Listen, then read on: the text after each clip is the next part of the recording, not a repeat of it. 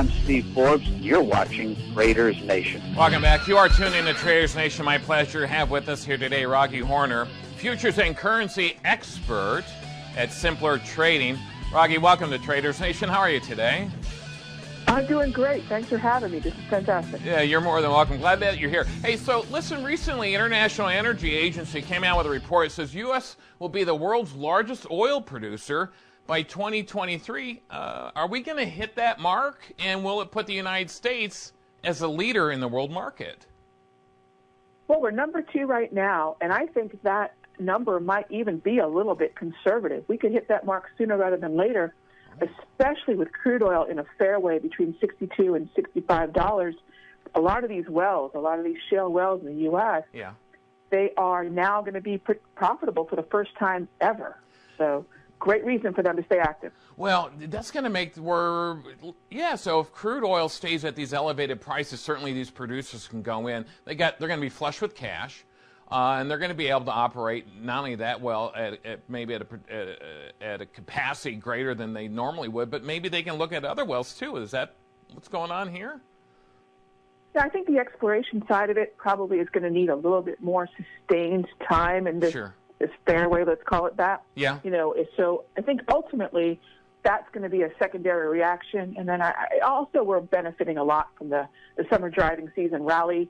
And they may want to see what happens after June, just so we don't fall off a cliff after the seasonal rally is done. So they might be prudent about it, sure. Yeah, so they got to look at the horizon without doubt, because, listen, these folks have been in the business for I don't know how long, years and years, right, century? They know, right?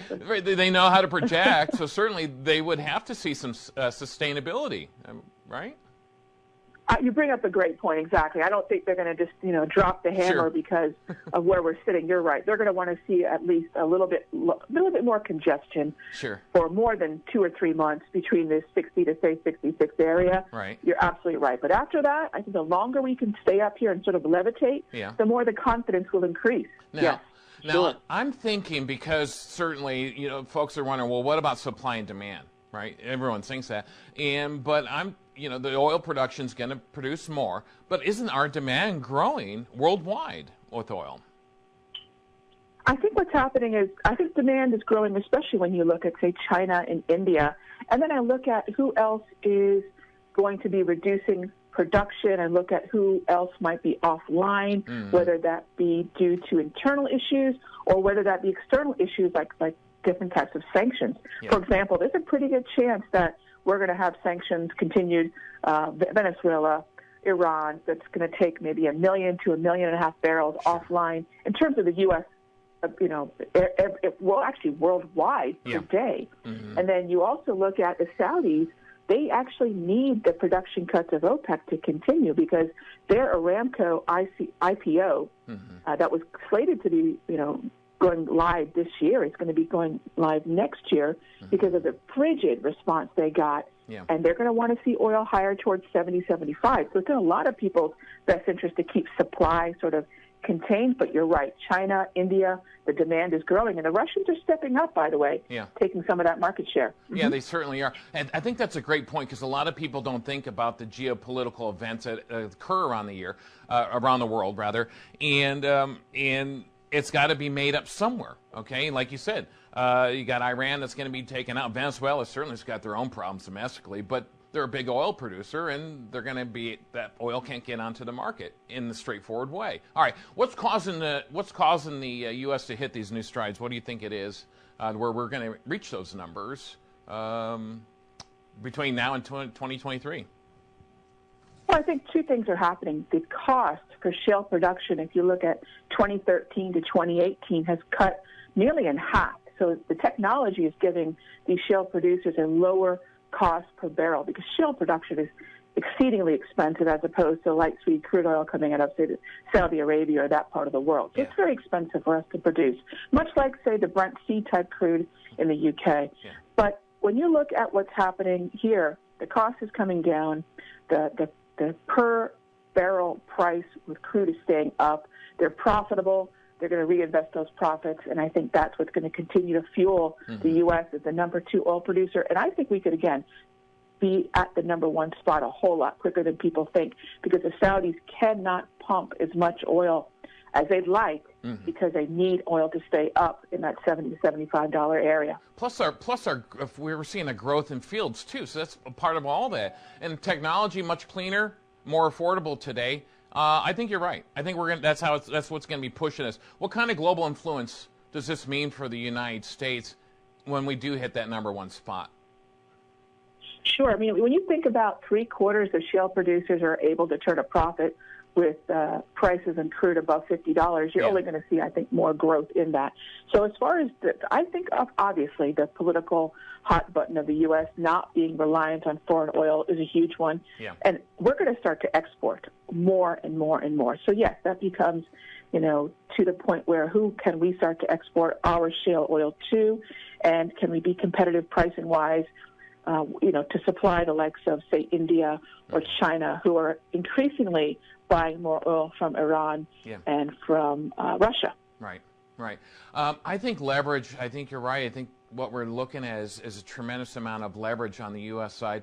And what's important to us, and we really don't want to be at the mercy of really bad guys around the world, right? Bad actors. We don't want to be at anybody's mercy. And having this production in our favor, and the vast amount of production in our favor, certainly lessens that point where we're not at somebody else's mercy. I mean, this is critical to our infrastructure domestically, but also a windfall on the sales side, correct?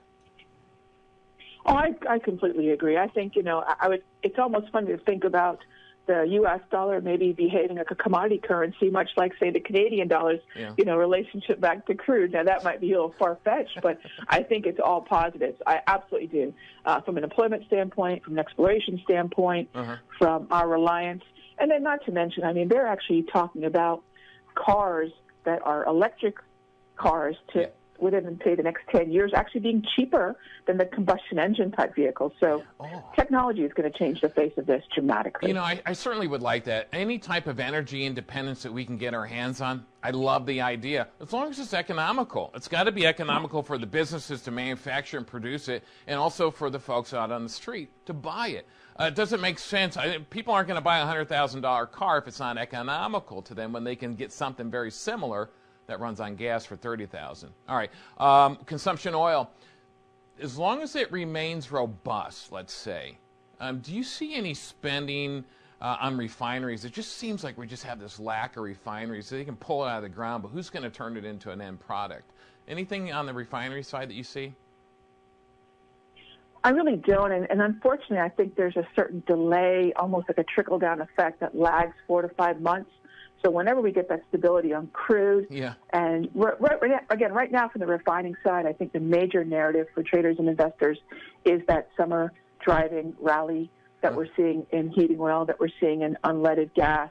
I look at the New York Harbor blend stock contract, just launching over the last couple of weeks. You probably have another 60 days to go of that.